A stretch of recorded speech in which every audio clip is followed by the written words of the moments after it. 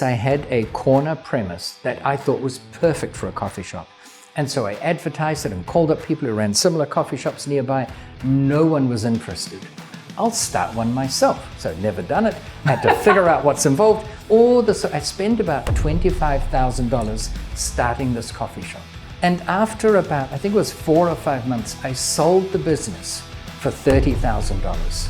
A lot of my friends who heard the numbers said, oh my gosh, so you spent 4 months of your life to make $5,000. And I said, no, I spent 4 months of my life to make $500,000. Do you think that Japanese people should have more sex? More tax? Sex. Oh, more sex. Yes, and I can add to that. What advice do you have for a 25-year-old entrepreneur today that's interested in real estate investment?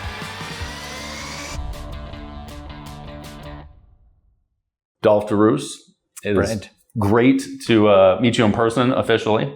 I have heard you speak before, and your reputation precedes you in the real estate education space. And now we get to hang out and talk. We do. It's my pleasure, Brad. I'm happy to be here.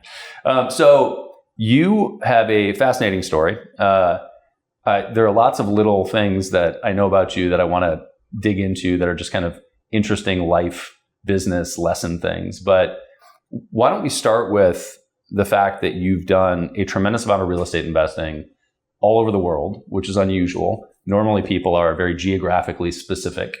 I want to talk about that, but how did you get into real estate investing in the first place? Because you were a electrical engineering PhD? That is correct. Is that right? Yeah. So those aren't the same. They're not the same. In fact, many people say you did a PhD in electrical engineering and you don't work as an engineer. And the truth is I've kind of hardly worked a day as an engineer.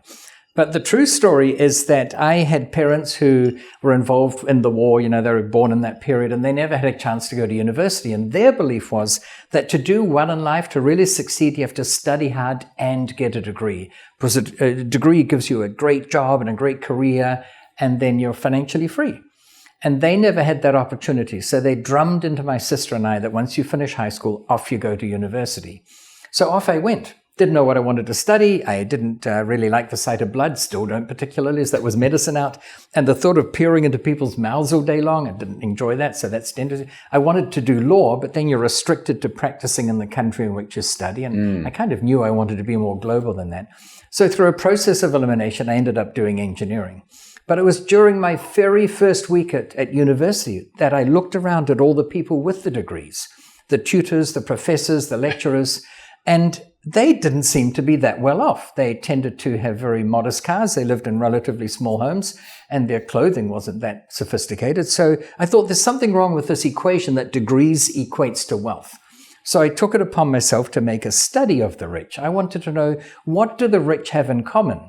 Thinking if I could identify 30 or 40 things that they did have in common and emulate some of those, then I'd have a good shot at being rich. Good theory, right? Yes. The challenge was I could hardly find anything that they had in common. It wasn't age. You know, Bill Gates was a young man when he made his first billion. It wasn't gender. It wasn't religious belief. It wasn't country of birth, whether you were an immigrant or not, whether you were the firstborn or the lastborn or anywhere in between. I could only find 2 things that the rich had in common. And to keep it short, one of the things I found that they had in common is that almost without exception, the rich either made their money or held their wealth in real estate. And I thought, man, if that's all it is, I can do that. So without knowing anything about it and without knowing any better, I decided to buy a property. And it's a whole long story, but I eventually found a place. I managed to secure it. And at the end of the first month, what I'd collected in rent from my 4 tenants was more than that month's allocation of mortgage and property taxes, insurance, maintenance. I'd made money and I hadn't worked for it. And I thought, wow, this is cool. I've got to do this again. So I did it again and again and again. And I finished a bachelor's honors degree in engineering. And at the end of that, the university came to me and said, Dolf, 4 years for a bachelor's degree. It's only 1 more year for a master's. Why don't you do that? And I said, because, and I didn't have a reason. So I did it. And halfway through that, they said to me, you're doing so well, why don't you switch to doing a PhD? And I said, because, and again, I didn't have a reason. And the moral is, make sure you know what you're doing and why you're doing it. Otherwise, you end up leading other people's lives, right? So they say there are 3 kinds of student: part-time, full-time, and eternal. and I was the eternal kind. I spent 8 years at university, PhD in electrical engineering. Remember, my parents' degrees equate to wealth. Do you think they were proud of me? Of course they were. They were sitting by the telephone waiting for me to call them to announce that I'd accepted a job. And I did, full confession, I did go to 2 job interviews. And at the end of the second interview, I was offered a job at $32,000 a year, which back then in the year dot in the last millennium, it was a lot of money. But the problem for my prospective employers is that the week before I completed a real estate deal that netted me $35,000. Oh, wow. I remember thinking, why would anyone in his or her right mind work for 40 hours a week, 50 weeks of the year for 32 lousy thousand when in 1 week you can make 35 and take the rest of the year off, or do it again, or read books on the beach or something. So I didn't take that job, and to this day I've never had one. It's a long answer to your question how I got started, but that's perfect. Kind of it in a nutshell. Yeah, it's perfect. So you said something that I think about very often, which is you said something to the effect of make sure that you know where you're going. Yes. Otherwise, you'll end up living somebody else's life. Correct. I don't really believe in absolutes, generally speaking. Mm-hmm. I think that there are generally exceptions to every rule. But I generally believe that I would rather be taking action, even with the absence of a defined goal or defined outcome, than sitting around ruminating, waiting because I don't know exactly where I'm supposed to go or what I'm doing. Do you wish that you didn't have the PhD and didn't go to university? You know, people have often asked me that. They've said, what a waste of 8 years. Imagine how far you could be in real estate if you hadn't wasted that time there.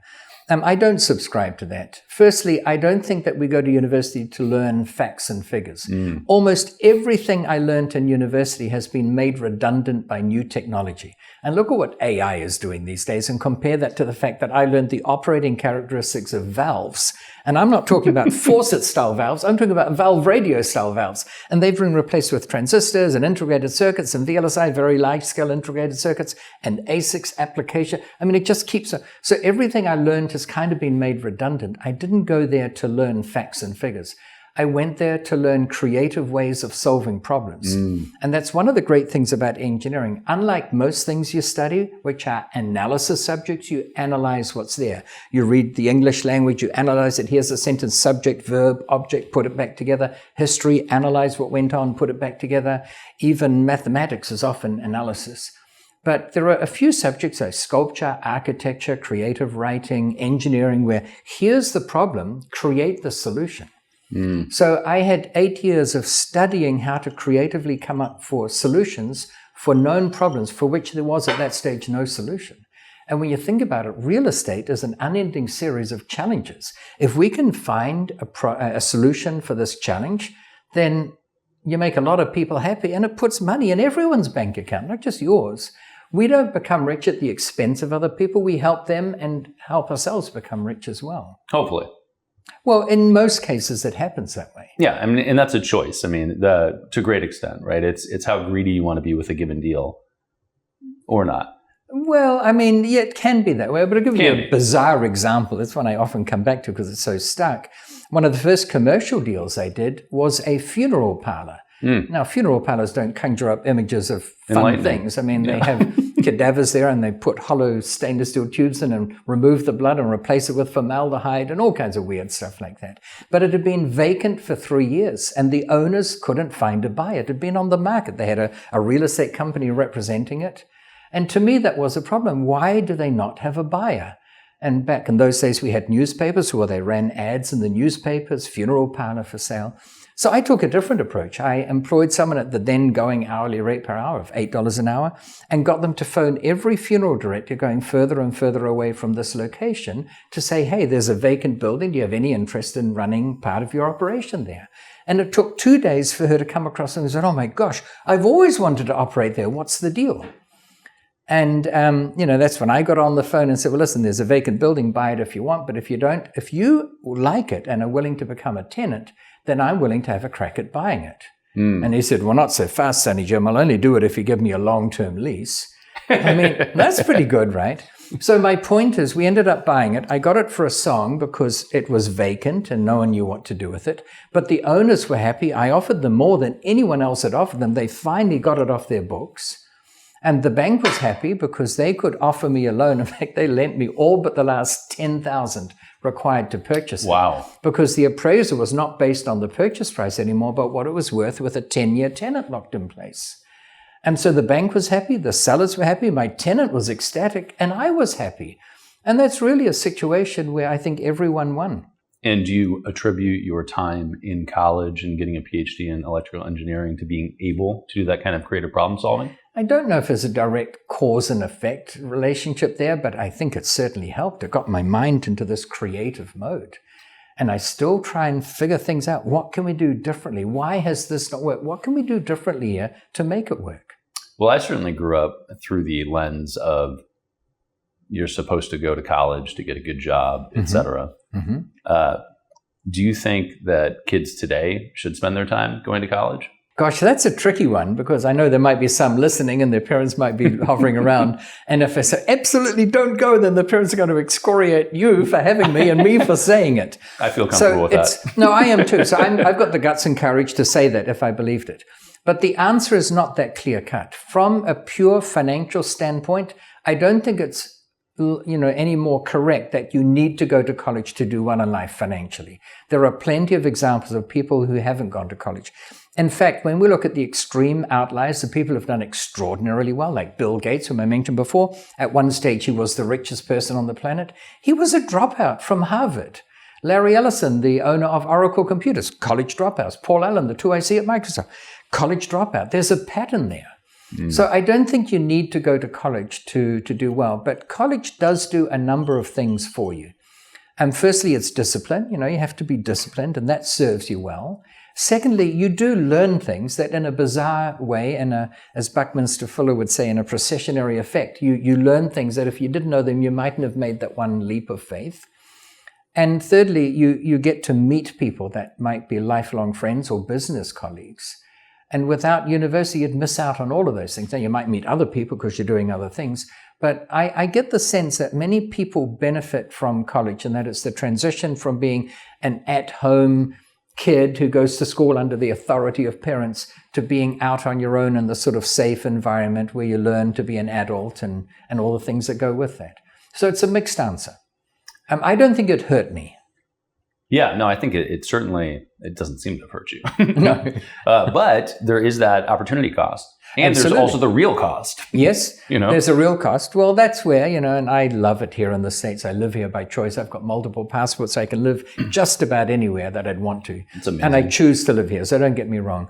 But there is one anomaly, or number of anomalies, between the US and other countries, in that education is so ridiculously expensive. I spent 8 years at university. I think at the time, it's probably gone up a bit since then, but I had to register every year, and that was $300 a year, and that was it. Yeah. Well, you bring up a good point. And today, some of the most well-known major institutions like Harvard publish all of their course content online for free. Right. Yet, people voluntarily pay them egregious sums of money to attend the university. Right. And that's not a great example, because there is something about the Ivy League schools that is still a feather in your cap. It is. But there again, just as the value of education has gone down a bit, I think, compared with 2-3 generations ago, the value of going to an Ivy League college is not as great. I mean, sure, it's much more prestigious. But in all honesty, when people hear I have a PhD or doctorate, then it's, which college? What I've sooner had in this country is I was living in San Diego for a while, and people would say, where do you live? And I'd say, well, in San Diego. Well, where in San Diego? I'd say, La Jolla. They'd say, yeah, but which zip code? As if the zip code matters. And for them, it did. And when you come from New Zealand, where we don't even have zip codes, I guess we have postal codes, but I've never heard anyone say, you live in that city? Yes, but which postal code? Who cares, right? So here it's important. So there is an element of, you went to Harvard or Princeton or Yale or MIT or Stanford. That's very prestigious. But they don't ask you that. People don't ask me whether I got my PhD with honors, and if so, was it Division I or Division II?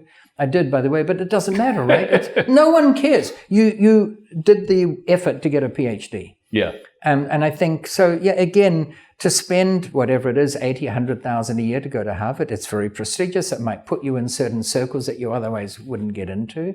But I don't think you need to do that in order to do well in life.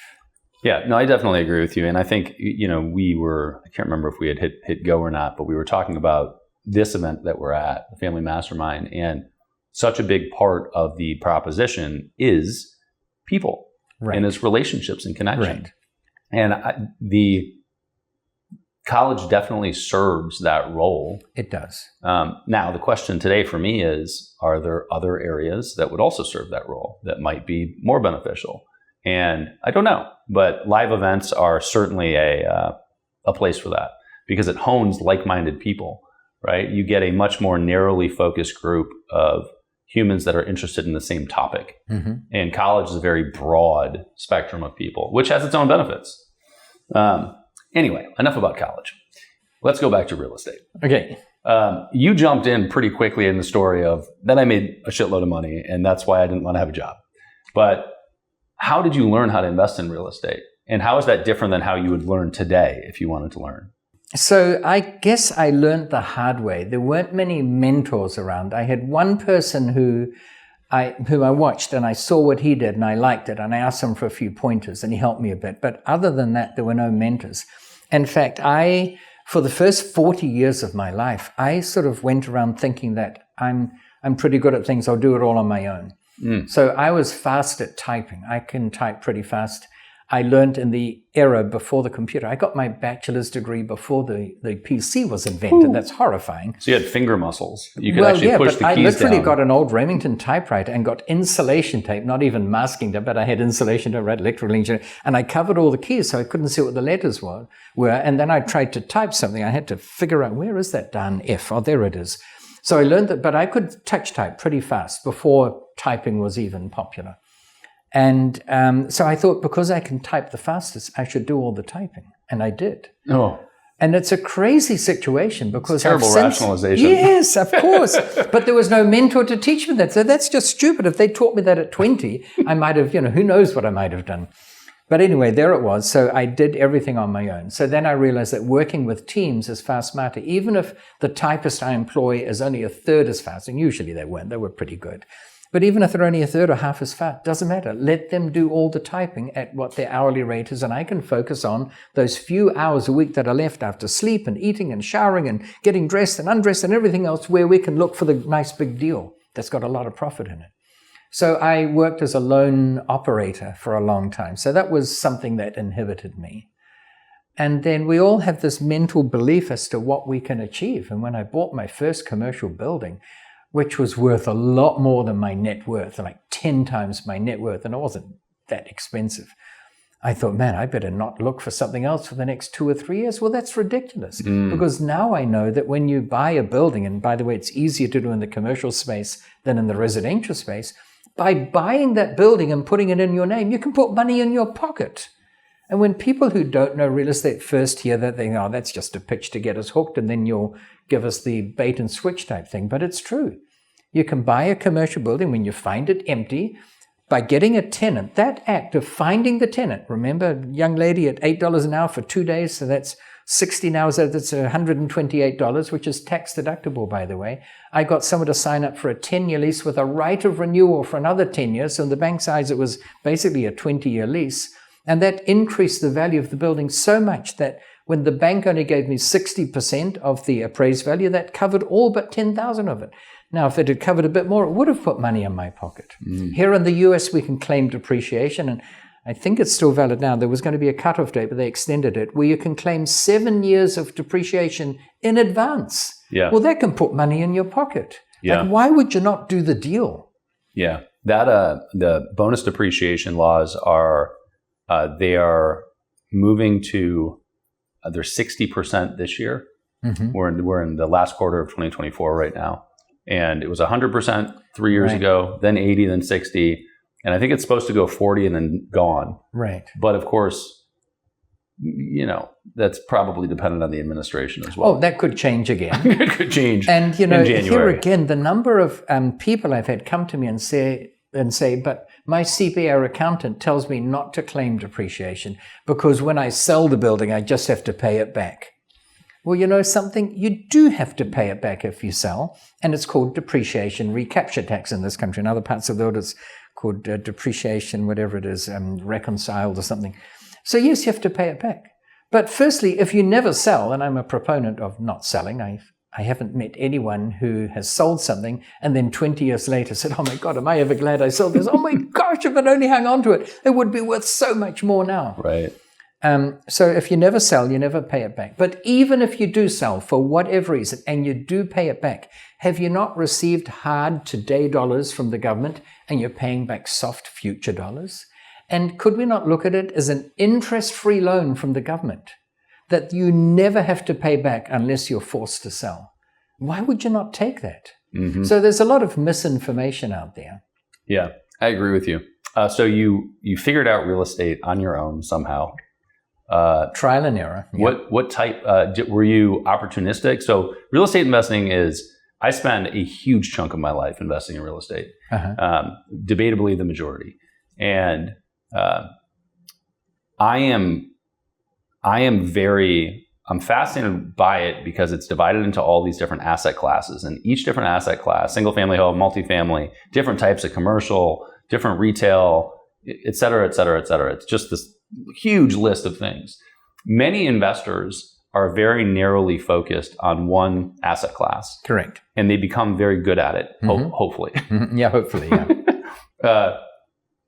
I am an opportunistic, geographically specific investor, meaning much of what I'm looking at, the proximity of it adds some additional value for some reason. And so the notion of location rings very true to me. And I'm often learning a new asset class or something about it because I want the location, because that location is relevant to me for some reason. And it might be future development. It might be proximity to something else that's going on, whatever. How did you approach real estate investing? Was it asset class specific, or did you just find fun stuff and figure it out? Well, that's sort of a two-part question, or my answer's kind of in two parts.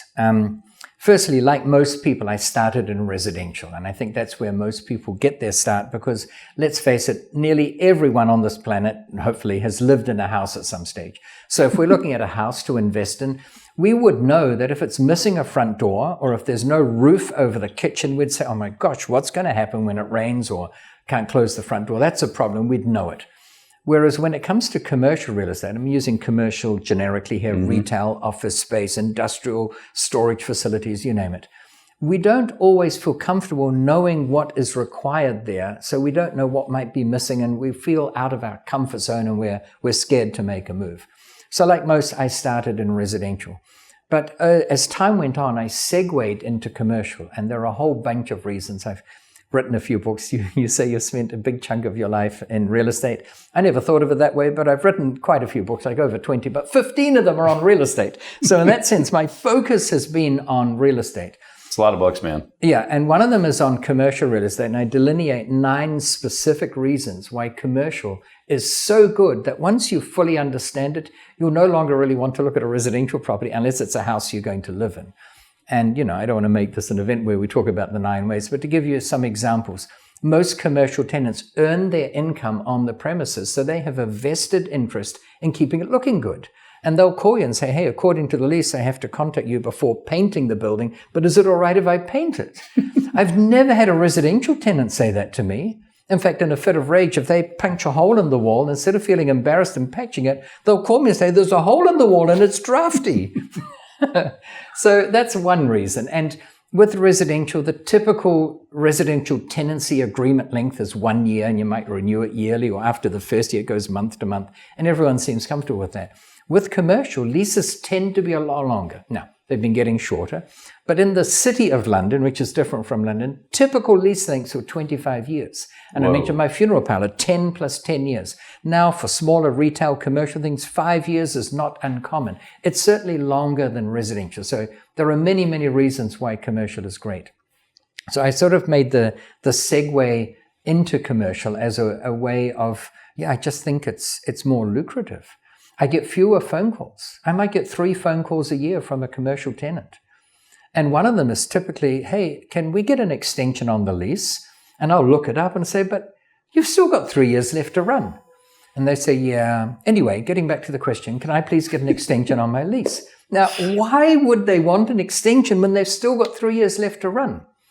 And partially it's certainty for them that they can continue their business Right. from those premises. But even if they want to sell their business, part of the value of their business is based on what's called goodwill. And goodwill is how many people know where they are and where they operate from. And we need this piece of hardware or medical supply, whatever it is they're going for. And they know where to drive. If they change address, they would lose some of their clients. So there's goodwill value in having longevity of premises. So all those things point to commercial, being the one that's favorable. Yeah, I love that. I think that the notion of there's this recurring theme in life, which is look at the incentive. And Right. if you look at the incentive, you can figure out the outcome. Exactly. So part of your question was geography, where is location important?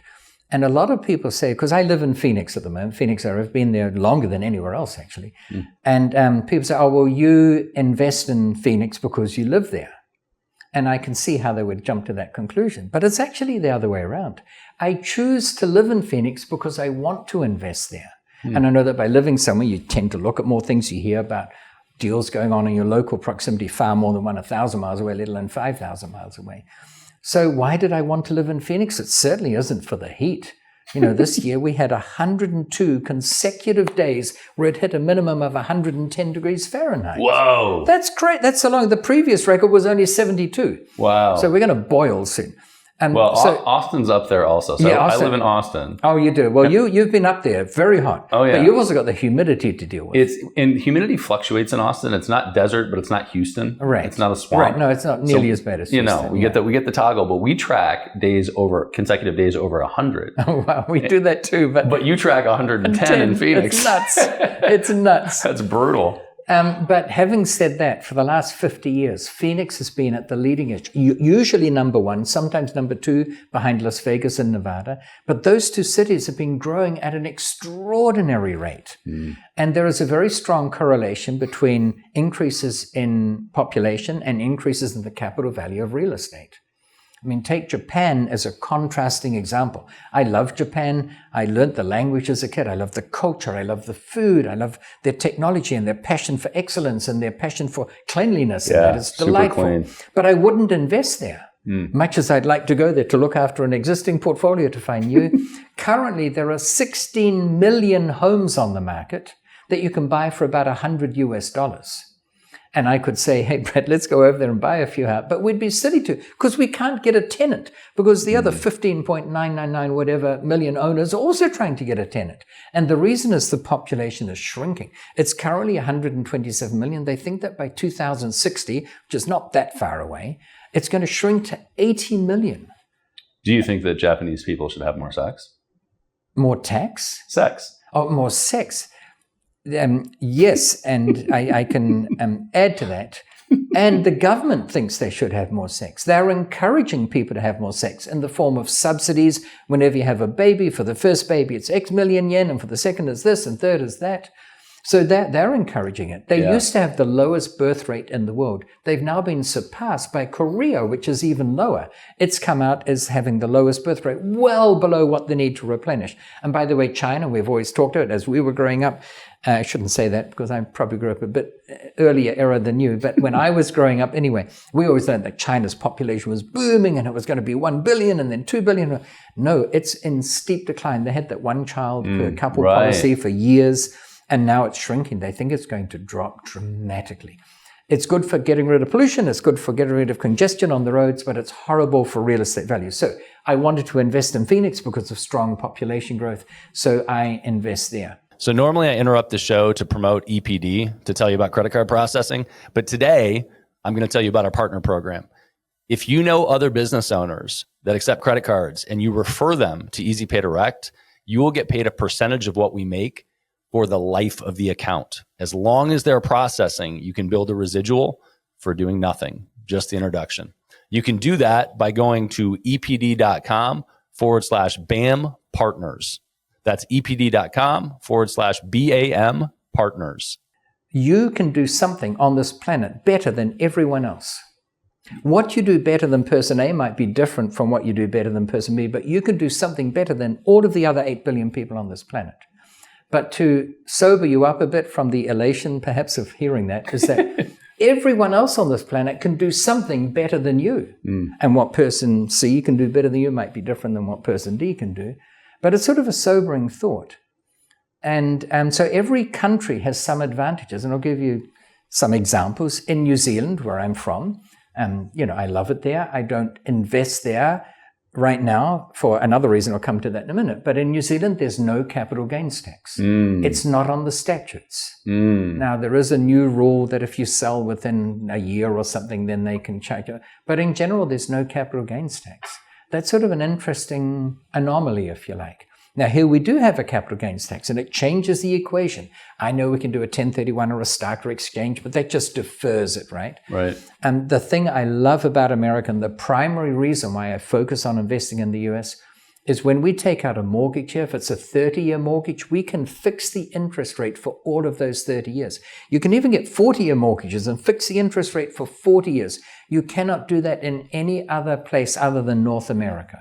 And that makes a big difference, because when we had the massive spike in interest rates that we've had lately, in Australia, something like 3/4 of all outstanding mortgages came up for interest rate review while interest rates were still high. They're starting to come down now. And that changes the equation. It does. And it does quite a bit. One of the things that I'm struck by as you talk about this is, and this goes back to kind of the single asset class versus multi-asset class, versus declining birth rate, or in addition, declining birth rate. All these things require study and understanding to be able to practically apply them to your investing strategy. So most people find a asset class, learn it, and then stay in their narrow lane because they understand it. Right. And one thing that struck me as I was listening to you is just the value in being able to step outside and look at sort of the macro picture of things, to be able to apply a broader sense of knowledge around the topic to see how that might change the equation in a different market, in a different asset class, et cetera, which, might be your electrical engineering background. I don't know. Could be, yeah. But why not make it easier on yourself and just fucking invest in one country? Well, I can give you some examples of how that would make life easier. I wouldn't need to renew my passport. I could let it expire and be done with it. I wouldn't need to apply for visas anywhere. I could come up with all kinds of seemingly cogent arguments as to why never leaving town is good. You don't need to come to, if here we're in Florida today, from Austin, Texas, to do an interview, because we've now got Zoom. We could have done it over a Zoom call. You would have only seen me in 2D, 2 dimensions. But technology is going to overcome that soon. Already the latest phones have got the ability to shoot in 3D type things, spatial, whatever they call it. And the reason is, as I think I should let you answer it, but I think it's fair to say that by being here and meeting people in the flesh, it's a different experience, a different connection, a different way of understanding than meeting people on Zoom. And so I think that, firstly, we've got to have experiences, but there's a more salient reason, a more pertinent reason why travel is in fact good. In fact, I can't understand it for the life of me, Brad. We're living in the richest country on this planet in terms of GDP per capita, and yet the US has one of the lowest uptakes of passports in the Western world. And only 5% apparently of people who have a passport use it in any year. And I mentioned an event in Europe and to someone recently, and it's next week, and they said, I couldn't go anyway. I don't have a passport. I can't imagine that. I can't either. Why do you think that is? Again, I love it here, so I'm not trying to be critical at all, but I think there's this notion that this country is so big and great, and we've got everything. We've got the ice fields of Iceland up in Alaska, and we've got the plains of the Sahara, wherever, in Phoenix, I guess, and we've got, everything you want. So why would you travel anywhere? And they speak funny languages, and the food is different, and they don't have McDonald's and all that. For heaven's sake, get out of your country. Because all growth occurs outside of your comfort zone, right? And you pick up new ideas and new ways of doing things. I can't tell you the number of ideas I've had for real estate that I picked up by traveling. I'm addicted to travel. I love it. Yeah. So in Japan, for instance, talking of Japan, it's about the size of California. They've got 127 million people, but only 16% of the landmass can be built on because it's so rugged. So they're squashed up a lot. And parking is at a premium. So they've developed these systems where there's a hole in the wall where you drive your car into. And behind it, it's a thing like a Ferris wheel, if you can imagine that. So you drive your car and you get out of the car. But it's a squashed Ferris wheel. If you know what a paternoster elevator is, that's one of those elevators that goes in a continuous loop. And they have all these cages and the elevator never stops. And see, we need to get you to travel with me to a paternoster elevator. Crazy. Where are those elevators? Because most Americans, they said, I bet legs get lost and heads get chopped off. It's never happened, right? They've got safety features. And I can think of lots of downsides of paternoster elevators, just to get on a tangent. They're relatively slow. They go around in this big loop and you have to wait for the right moment and then you jump on. And how will someone with a broken leg do it, let alone someone in a wheelchair, et cetera, et cetera? It seems like it would take up a lot of space, too, to have a circular elevator. No, the same space as an ordinary, a two carriage widths. Yeah.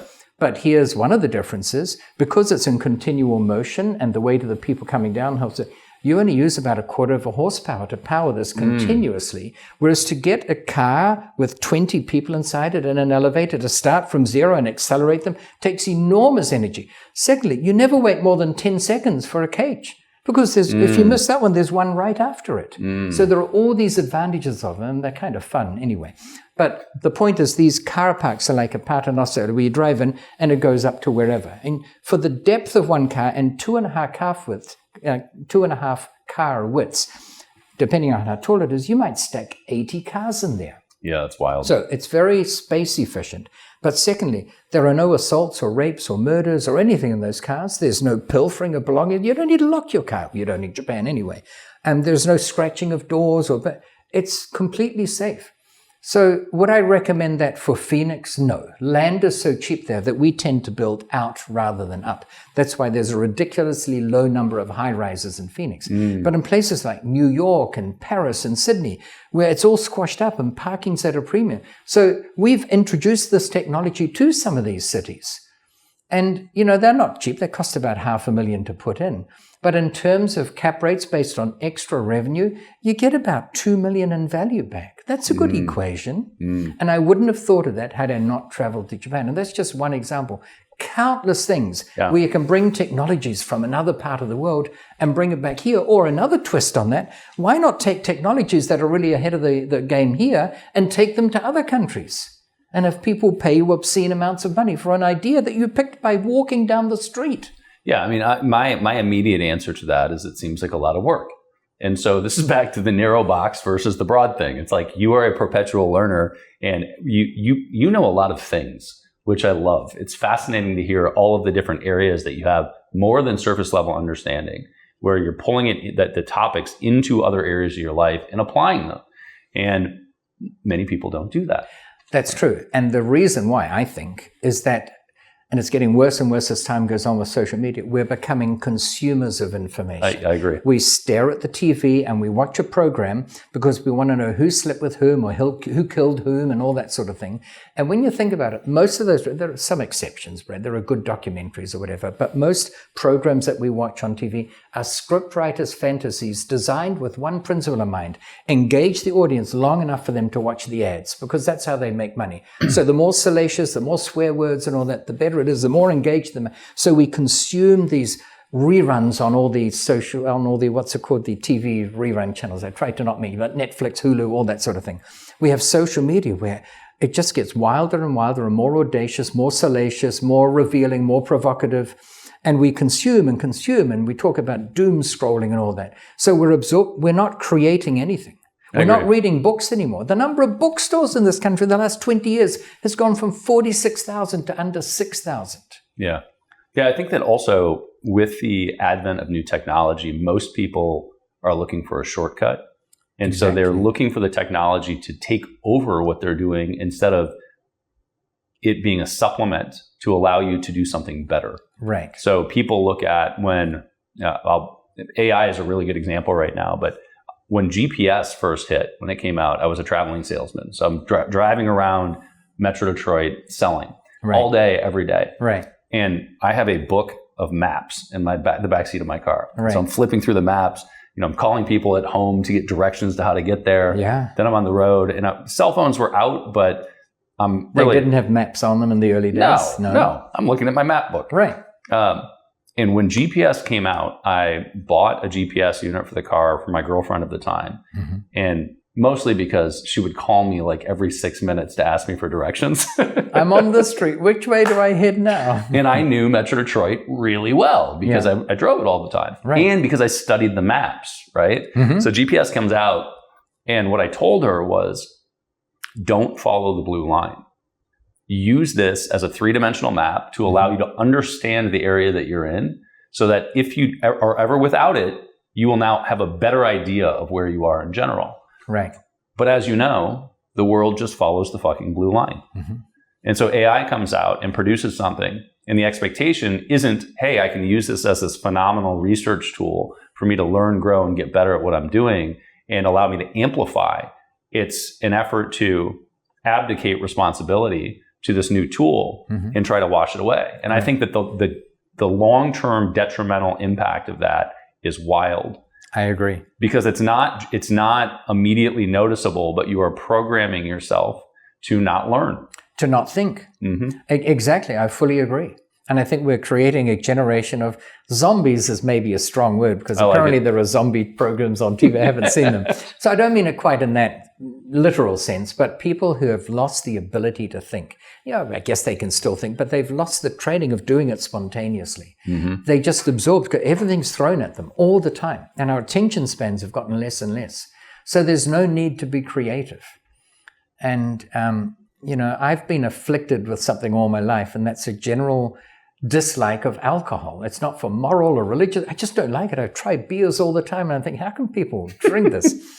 Full disclosure, I've owned vineyards and don't drink wine. I don't like wine. And the vineyards came about, by the way, because I'm from New Zealand. At one stage, we were a nation of 72 million sheep, of which 3 million thought they were human, right?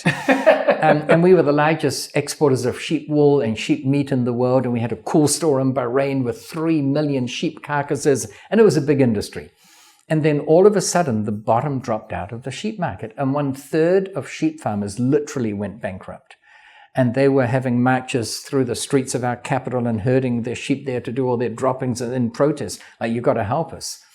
And most people thought, yeah, that's unfair, or no, it's your own problem. But I thought, what can we do with these farms that are being sold for pennies on the dollar? So I bought them for next to nothing. And then I planted a crop, and I had to wait 5 years to get my first harvest. But the harvest was grapes, and we turned it into wine, and we sold them off as vineyards. And everyone who was anyone wanted to say, oh, I own my own vineyard. In fact, do you want to taste my wine? Here's a sample bottle, my gift to you. So we sold them for about 10 times what we paid for them. Wow. And it's thinking differently. So in a similar vein, I happen to like coffee. Don't know why I don't like wine, do like coffee. Anyway, just that is is what weird it is. Because they both taste terrible inherently. No, I love coffee. That's the thing. I do too, but they're both acquired tastes. Oh, interesting. Right? You don't grow up liking coffee. No children like the flavor of coffee. I did initially. I wonder if it's a bit like cilantro. For some people, cilantro tastes like soap, they say. Whereas I love it. I don't taste the soap. But so apparently it's a gene, and you either like it or you don't. So let me say this. If you'd come to me, was it 45 years ago when Starbucks started, and said, Dolf, hey, I've got this idea for a coffee chain. We're going to start it up, and before long, within a few years, there'll be a coffee shop on every corner. And in big cities like New York, you might have 2 or 3 on a block. Do you want to invest with me? I would have said, no, this isn't a nation of coffee drinkers. It's just not going to happen. And I was completely wrong. So now I try and see where there's an appetite for a coffee shop.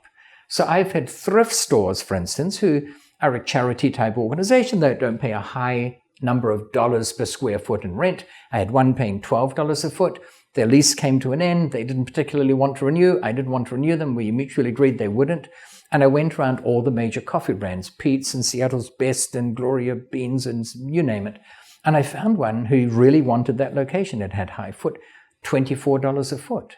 So by doubling the rental income, with commercial property, unlike residential, where its value is based on comps, with commercial, it's a multiple of its rental income. So by doubling the rent, we doubled the value by putting a coffee shop in there. I love that.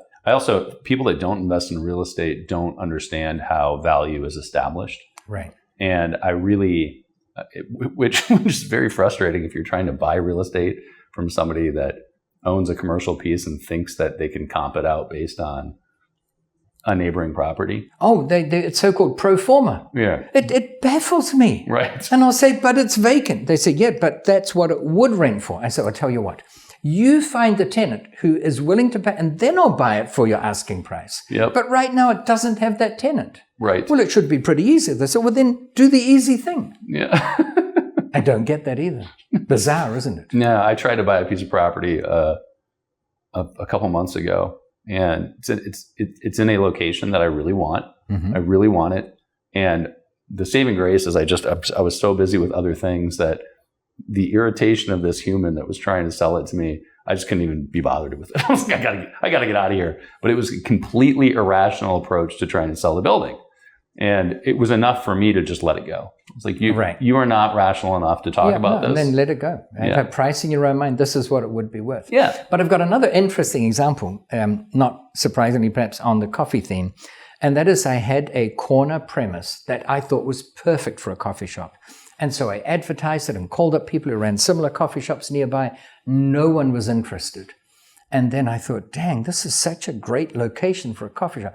I'll start one myself. So I'd never done it. I had to figure out what's involved. I bought the tables and the chairs and the crockery and the cutlery and an espresso machine, a fancy Italian one for $3,000 and a fridge and all this. I spent about $25,000 starting this coffee shop.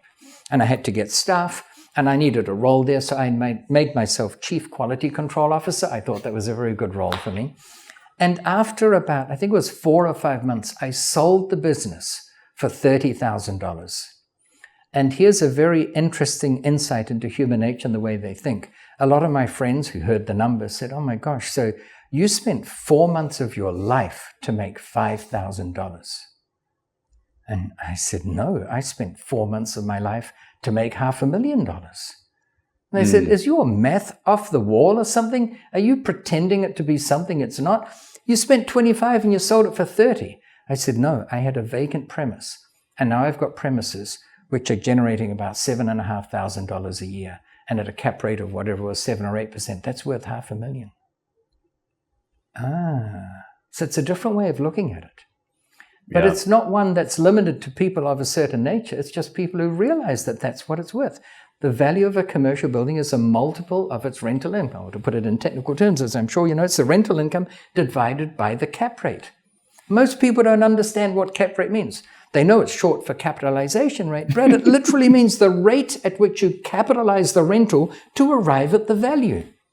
And when you see it in that light, suddenly you go around. I can't help it. My own properties or anyone else's or ones I come across random. What could I do to that commercial building to increase its rent? Yeah, definitely. I mean, anytime I'm talking about a specific area of investment, I want to make an effort. And you do such a good job of this when you are teaching. And I want to talk about teaching in a moment. But okay. I try to make an effort to break down those terms because people get lost in the acronyms and the jargon within an industry, and it negates their ability to ever learn that industry at all because it moves quick. And acronyms are supposed to be there to accelerate the pace at which we can discuss a topic, right? We've agreed upon a term, we're compressing it. You know what it means, I know what it means. But as soon as you open the door to somebody that isn't thoroughly entrenched in the industry, man, you lose people in real estate in a second. Or people that are really quick in finance and run through numbers really quickly. No. Give me the spreadsheet. I want to see the breakdown here. Right. Unless you're doing it all the time, it's hard to grasp those things. So I appreciate the breakdown. So you've done all sorts of different real estate investment and just business fun stuff. I'll call it business fun stuff. At some point you got into education. And today, meaning teaching real estate. And today, the path to making money in education, it has become ubiquitous. The creator economy is taking over the world as an opportunity to generate a lifestyle or part-time income, supplement your lifestyle, whatever. But the people that really founded the real estate education movement had a totally different space at the time, right? The path to educating humans was different. The path to marketing was different. Infomercials, live events, ads in papers, magazines, mailers, et cetera, a lot of which still can happen today. But at that time, what made you think that you should start teaching people real estate investing versus just investing yourself? Well, first, I want to comment on something you said, which I think is very true. There are many people out there who decided that it was a good thing to get into, a lucrative thing to get into by teaching something, be it real estate or any of a number of other topics. So they started teaching it, and then almost as an ancillary thing to doing the teaching, they thought, I better buy something to justify what I'm doing. And more power to them. Some of them have done well and they've helped people, but I come from a different school of thought, and that is I was a real estate investor first and foremost, and then I started sharing how I did it. And there's a difference in philosophy. In fact, Malcolm Gladwell says that before you can teach anything, you have to earn the right, and you earn the right by spending 10,000 hours in that topic to really know it. You've got to know it better than any question that can be asked of you. So that's philosophically a big difference. But interestingly enough, I didn't decide I wanted to get into education. It was sort of foisted upon me, and it happened because I was approached by a group of real estate agents, and they said to me, Dolf, we noticed that you keep on buying properties. I said, They said, are you rich or something? And I said, no, far from it. And so how can you keep on buying these things? And I explained that if you find something with low enough value and you negotiate with the seller and get them to leave money and all those things that, we discuss, that you can sometimes get away with buying a deal without having a lot of cash. And they said to me, would you be willing to give a talk to a bunch of us agents? Because if we can understand what you do and how you do it, then maybe we can help you find more properties. And I thought, that's a good deal. I'm just going to talk about what I do. So I didn't prepare anything. I went along. I remember it was a Thursday night, and I had, I think, 20 agents there. And I gave them this talk. And at the end of it, I didn't know if they'd like it or not. They said, man, that was amazing. Would you come again next Thursday to do it again? And I thought, they liked it. Okay. So the next Thursday I went again. I did a talk. It was a bit different because I didn't have any notes to go off. And at the end of it, they came to me and they said, Dolf, that was really great. Would you come along next Thursday and do it again? And I thought, this is starting to sound like a broker. If I say yes, I'll be there every Thursday night for the rest of my life. I said, no, I've done my dash with this. How about I write down my thoughts and create a bit of a pamphlet for it? And they said, okay, great idea. So I wrote and wrote and wrote, and it got bigger and bigger, and it kind of got to the volume of a book. And so I went to the biggest publisher that there was, and I said, hey, I've written this book on real estate. Do you want to publish it? And they said, we'll read it and get back to you. Well, they came back to me 2 weeks later and said, no, we've read it. It'll never sell. It's a niche market. It just won't work. Well, I didn't know what I didn't know. I was an engineering guy, right? And I thought, well, they obviously know this. So, man, I put all that effort into something that wouldn't work. But in the meantime, I'd committed to a few friends and acquaintances that I'd get them a copy. So off I went to the printers, and I literally said, what's the minimum quantity that you'll print for me? Well, nowadays, Brad, you can go to lulu.com and get a single copy printed for next time. But back in those days, old-fashioned printing presses, no internet, no PDF files and all that. They said 500. 500. And what would that cost me? And it was some enormous number. But I said, all right, let's just do it, and I can satisfy my friends. Well, they delivered the books, and I gave them out. But there was an order form, still no internet. There was send in this order form, rip it out, send it to this post office box. And the orders started flowing, first 1s and 2s, and then 3s and 4s. And before long, I'd run out of my 500, and I ordered another 500.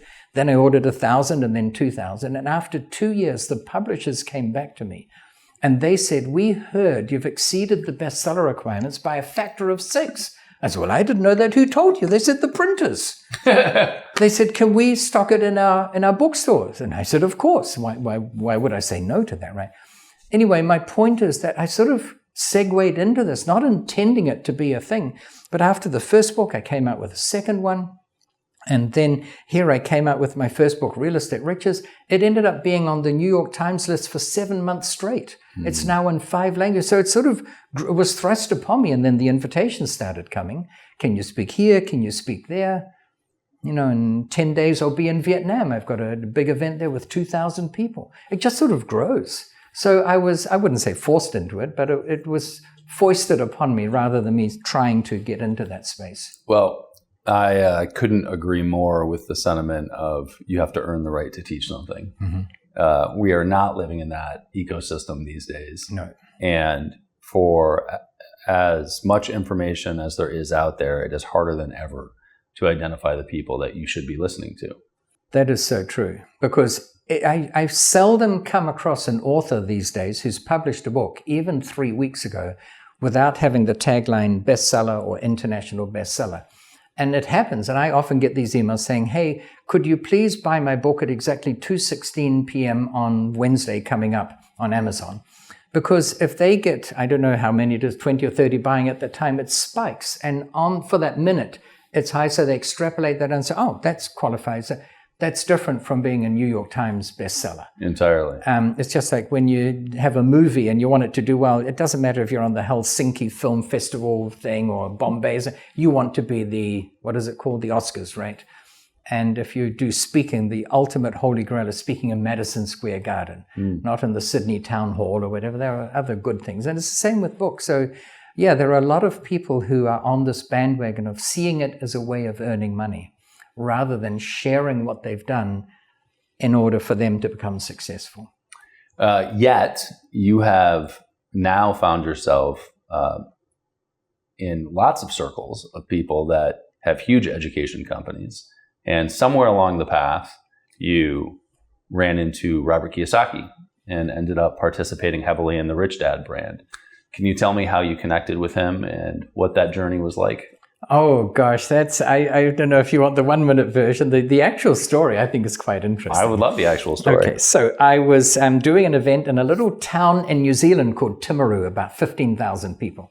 And the morning after, I was walking down the main street and I came across a bookstore, and there was a book there, a secondhand book called If You Want to Be Rich and Happy, Then Don't Go to School. Well, I'd missed out on a lot of school, and I believe to this day that I'd learn more in a week out of school than a month in school. So I thought, that book's for me. So I bought it. I remember how much it was. It was $10. It wasn't even US dollars. It was Kiwi dollars. So about $6 or $7 US dollars.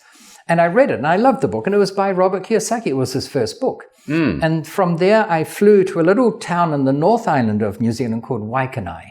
It's only got a population of 2,000 people. And the local real estate agent, his name was Mick Robbers, picked me up from the airport, and I gave him this book, If You Want to Be Rich and Happy, Don't Go to School, and said, hey, I just read this book on the plane. It's a good book. Read it. He said, oh, that's my neighbor, Bob Kiyosaki. And I said, Mick, you live in a town of 2,000 people in New Zealand. This is a Japanese Hawaiian guy. He's now living in Portland, Oregon. And he's not your neighbor, get real. And he said, no, I used to live in Hawaii, and so did he. And he was my neighbor, and we used to play rugby together. And I said, oh, well, tell me about him. So I got it in my head that I wanted to meet him.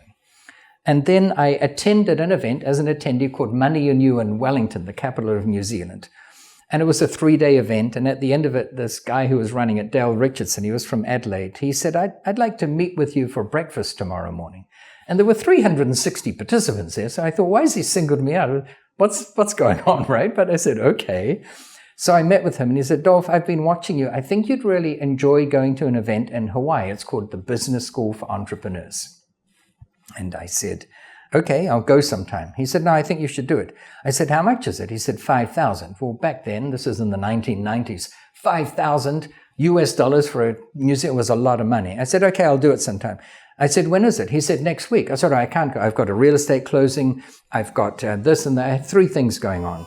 And he said, no, I think you should go. Cancel all those things. Said, well, who's teaching it? And he mentioned names, Keith Cunningham and Blair Singer and Robert Kiyosaki. I thought, oh, Robert. All right, well, I'll go. So a week later, I was there at this event, like over 300 people there. And I remember that Robert said, he is the government. He makes the rules and he changes the rules and he enforces the rules, and he's here to teach you not to mess with the government. In fact, he said, if you're even 1 minute late for class, we're going to fine you $500 cash. And you've got 3 minutes to pay. If you don't pay within 3 minutes, we'll double it to 1,000. And no questions, no, whatever. And if you don't pay within another 3, you're kicked out. You're sent home. No refunds, nothing.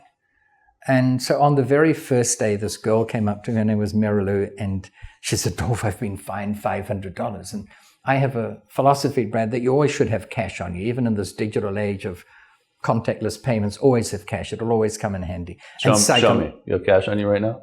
Yeah, of course I do. I've got cash here and always hundreds in my pocket. Love it. Always. It's a psychological thing. So she said, do you have 500? I said, yes. So I peeled off 500 and off she scurried and paid her fine. And that afternoon she came back and gave me the 500 back. Well, the next day she came up to me with a guy named Mike. He was on her running team, not her business team. I didn't know Mike. Mike's also been fined. Do you still have the 500? I said, sure. So I gave him the 500. He ran off and paid it. But then I didn't see him for a few days. It was a 10-day event. So eventually I tracked him down and I said, Mike, remember me? He said, you're the guy who gave me the 500. I said, well, I didn't give it to you. I lent it to you. When are you going to pay it back? He said, oh, I'm not. I said, why not? He said, I don't have it. If I had, I wouldn't have had to borrow it. I said, well, where are you from? He said, from Perth in Australia. I said, well, you better get someone to wire it to you. He said, I don't have anyone. And that night he wrote a letter to the government, to Robert Kiyosaki, of complaint, saying how pathetic it was to have the silly rule. So what if he's a minute late? Of the 300 and something people there, no one had noticed. It doesn't matter. Let's get on with the program. Well, the next morning, Kiyosaki says, Mike, so-and-so, I forget his name, stand up. And he tore him to shreds. Well, that night, Mike writes a sterner letter to the government.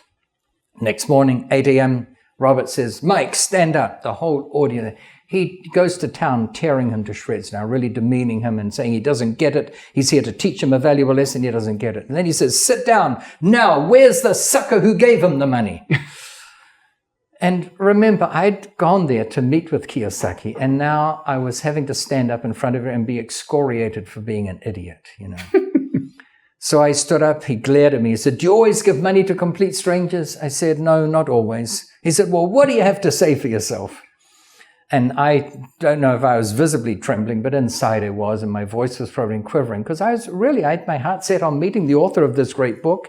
And here I was in this bizarre situation. I said, well, firstly, we should keep it all in perspective. It's only $500, you know, maybe he needs it more than I do. But secondly, I said, and more importantly, we should not seek to become a repository into which money is stuffed, because eventually it will fill up and the flow will stop. I said, rather, we should seek to become a conduit through which money can flow. And let's just make that conduit as big as possible. And he glared at me for what felt like a couple of minutes. It was probably more like 10 seconds, but I remember the veins in his face sort of pulsating. He said, sit down. And so I sat down and I thought I might as well go home now. You know, my chance of meeting him is zero, and even if I did, nothing will happen. But I stuck it out for the 10 days. I was checking out. It was the Kona Surf Resort. It had a thatched roof over the reception area, but no walls. And from about here to that corner of the room away, there was Kiyosaki. And he said, De Roos, come over here. And I said, no, you come over here. And he did. And he said, we should teach together. And we started the very next week. We ran an event which we called Money in Brisbane, Australia. The week after that, we're in Wellington. So that's literally how it started. Wow. Like the outcome was completely opposite of what I could have expected. Wow. But it just goes to show that sometimes the most bizarre circumstances can come together to give what's ultimately a beneficial effect. That's bizarre. I told you it was long. It's great. That's bizarre. So at the time, did he have a education empire, or was he just teaching? He was teaching. He was running events. And I think I imagine there was something in my style and my sticking up for myself and giving him some information back that was contradictory to what he thought I would give him, that I think he liked. I don't know, but that's why he invited me to join. And then I became one of the Rich Dad's advisors. There were 5 of us. I was the real estate Rich Dad's advisor. There was one on sales and marketing and corporate structuring and intellectual property and whatever the 5th one was. So I love the sentiment of you're a real estate investor that shares your journey with other people versus being a real estate educator. Right. Did that experience with Kiyosaki change your trajectory around the financial side of teaching people real estate? Did you see that as a more viable opportunity to make money? Did you treat it as a business from that point forward, where previously you didn't? I don't think at the time I gave it much thought. I'd been teaching already. I'd been, on the speaker circuit, if you like. So I was already teaching, and I saw it as a tremendous opportunity to join forces with someone else and teach. But I think this was before Rich Dad, Poor Dad came out. So it was really the early days. And I would accept invitations to speak, just like at this event. A couple of people have approached me, have an event on this date, on that date. Would you be available? Would you be interested? So things like that happen. Mm-hmm. And I didn't know what it would lead to. I didn't know about Rich Dad Poor Dad. I didn't know it would result in this massive internationally recognized brand that would start up. So no, I don't think I thought I'm going to shift gears now and go into this area. It was just an extension of sharing my message. Hey, look at what I've done. You can do it too. It's quite easy. That's so interesting. What advice do you have for a 25-year-old entrepreneur today that's interested in real estate investment? Gosh, take your TV and throw it out the window. I always say, if you want to save some money, I'm all for saving money, open the window first. I don't care, but get rid of the TV. And I don't mean literally, perhaps. I do have a TV, but I seldom. My TV in my hotel room here, I've been in 2 days, I haven't turned it on once. There's nothing I want to watch that makes, I'm missing out on that. I'd rather mix and mingle with the people here. Read more. Read some books. A lot of people don't read one book a year at the moment. Read a book every 2 or 3 weeks, one a week if you can. It'll change you in ways that you don't even know how. Number 3 is be willing to make mistakes. So many people have been brought up in this notion that we've got to win, and that's why now young sports team, no one loses, everyone wins, everyone gets a certificate of participation. Be willing to make mistakes. I am where I am, Brad, because I've made a ton of mistakes, but you learn from them. Even Einstein said, show me someone who has never had a failure, and I'll show you someone who's never tried anything. Like, I'm not afraid of trying things and falling flat on my face because I get up every time I try. Thomas Edison, more than 1,000 attempts to make a light bulb, but he didn't think he had 1,000 failures before he stumbled across it. He had to go through 1,000 ways of not making a light bulb to figure out a way of making one that worked. And, so go out there and try things. Read some books, figure out whom you can learn from. Be audacious enough to ask for advice, or at least ask their opinion. Just because someone gives you advice doesn't mean you have to implement it. See what gels with you. But be curious. Have your curiosity on full beam. And when you go about your daily, think of, is there a different angle there? Oh, there's a for sale sign there. I wonder why it's for sale. For sale by owner means it hasn't gone through a real estate firm. Maybe they don't know what it's worth. Maybe they think it's worth 2 million when it's only worth 1. They'll never sell it. But maybe they think it's worth 500,000 when it's worth 1 million. Does it happen? Every day of the week. You've just got to be open to the possibility. So my favorite saying, and sort of my signature saying, is the deal of the decade comes along about once a week. If you think that by definition and semantically, the deal of the decade comes along literally every 10 years, then when people hear that you and I just found a great deal, they'll stop looking for the next 9.9 years because we've got this decade's great deal. And their belief that the deal of the decade comes along about once a decade will be validated because they didn't find one. They didn't look. But if you do believe that the deal of the decade comes along about once a week, even if you and I hear that 20 other people at this event found a great deal last week, it wouldn't stop us looking because we know there's another one around the corner. And our belief that it happens once a week will be validated. So have the courage of your own convictions. Read more. Don't say to yourself, that's not possible. Say, how could that be possible? How could I make that possible? What can I do from what I've learned today to change things? Do I know of a building where one of these parking systems would work really well? Or any of the other 100 ideas? What other farmers are going out of business where we can find an alternative use for the land? What's the worst mistake you've ever made? Oh, gosh, a big one I shared already is thinking I was good enough to do it all myself. My rate of doing things went up exponentially when I teamed up with people. So that was a big, costly mistake. Yeah, I bought properties that ended up not working well. And sometimes it's not your fault. Sometimes the economy changes. I mentioned before that interest rates went up, quite high from around 3.5%, 4% to 7.5%, 8%. When you're stuck with that increase because you didn't fix your interest rate, that could really affect you. But as you get older, you gain a different perspective on things. Because when I started in real estate, market interest rates were 21%. Ooh. And we didn't think no one said, oh, that's high, because that's what they were, right? We were born into that, if you like. In fact, my most expensive mortgage, which I happily took on and paid, was 23%. But I knew at the time that in all probability, rates wouldn't continue going up the way they did in, say, Argentina or Israel, where they had rampant inflation, 1,000% overnight. But they'd come down, and I knew that as they came down, property values would go up. And they did. And so you gain a different perspective through experience. You see what works and what doesn't.